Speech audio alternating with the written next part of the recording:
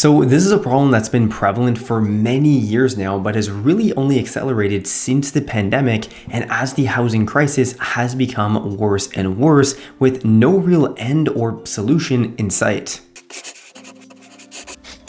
Hey, what's going on everyone? It's Griffin here, and the rising cost of living alongside the housing crisis have been two primary issues at the forefront of most Canadians' mind, as the cost of living has been increasing heavily while the quality of life for many Canadians has been declining, unfortunately, and falling behind many other nations. Right? In a recent video that I made on the channel, we looked over why Canada's becoming poorer and poorer over the decades as we simply aren't investing enough capital into infrastructure, housing, research and development, machinery, basically anything that actually helps a nation advance in regards to GDP growth and maintaining a higher quality of life for its residents. But when we're talking GDP growth over time, well, we're talking big picture issues with trends emerging over several years, if not decades even. Whereas issues that hit home for millions of Canadians on a more micro scale are, of course, the cost of living and the housing and rental crisis that have stretched the budgets of millions of Canadians way too thin to maintain a high quality of life that we expect here in Canada. So today we're going to be talking about these two issues and discuss how inadvertently the housing crisis has not only made it harder for new families to own a home, but has also massively widened the wealth gap between renters and non-renters, homeowners essentially, where before the pandemic and this housing crisis, there was an argument to be made, a real argument about renting long-term and then being able to save more of your money than if you owned a home, to then utilize that extra savings to invest that difference to make up for not benefiting from the forced savings of paying down a home's mortgage, as well as the real kicker here being the appreciation that's been experienced over the past couple of years. So let's take a look, and if you do find any value in today's video, please take a second to leave it a like. It's all that I ask in return to support the work that I put into these videos. All right, so starting off here discussing how Canadians feel affected by the rising cost of living. Well, a recent survey conducted by the Angus Reid Institute reveals that across all provinces except Quebec and New Brunswick, the cost of living has very well become the primary concern among residents, indicating overall dissatisfaction with their provincial government's handling of this issue. In Quebec and New Brunswick, healthcare happens to be the predominant concern, which really does make sense because the cost of living is a bit lower than other provinces like Ontario and BC, but the healthcare system is a complete disaster. Anyone who's been to a public ER in Quebec can definitely attest to this. Now, the main point though is that the report emphasizes that Canadians are consistently troubled by the increasing cost of living and the state of healthcare. Really, how couldn't they be? With these issues taking precedence across the entire country, which seriously isn't any new information. Let's be honest here, we don't need an official survey to tell us this. We just need to drive around our towns and go to the produce aisle in the supermarket to be made aware of this reality. And of course, unsurprisingly, housing though also emerges as a significant concern for most, ranking third in most provinces except for Saskatchewan only, where education takes that third spot. But officially here, what does this survey tell us? Well, overall, despite differing political views, which isn't what this video is about, well, Canadians across the country though are just overall expressing dissatisfaction with their government's management of these issues, both provincial and federal, which are deteriorating right in front of our eyes. We can see these issues in our everyday lives. Finally, the report attributes these declines to perceived lack of progress or even straight up regression, particularly in addressing persistent issues like healthcare, housing, and the just overall increasing cost of living.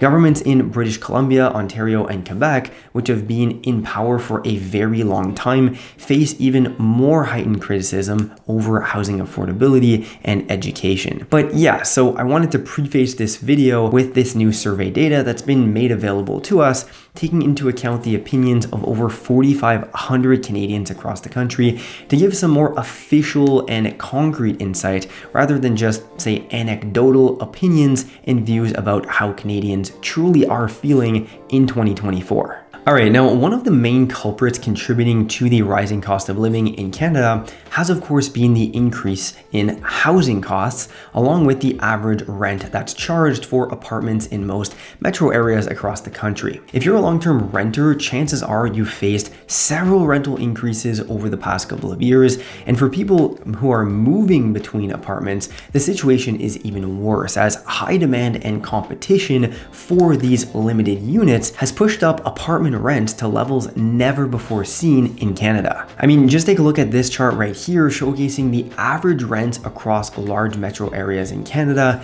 with the percentage increases. It is crazy. For instance, in February 2024, the average monthly rent in Canada has now reached $2,193, marking a 10.5% increase compared to this time last year, and that's as reported by rentals.ca. But what this is contributing to is a larger and larger wealth gap between individuals who have owned property since prior to the pandemic and those who are currently renting or bought at the top of the market and are now underwater on their loan and monthly payments. This is a phenomenon that we've spoken about in the past on the channel, looking at the average net worth of renters versus the average net worth of homeowners, with average homeowner net worth dwarfing average renter net worth.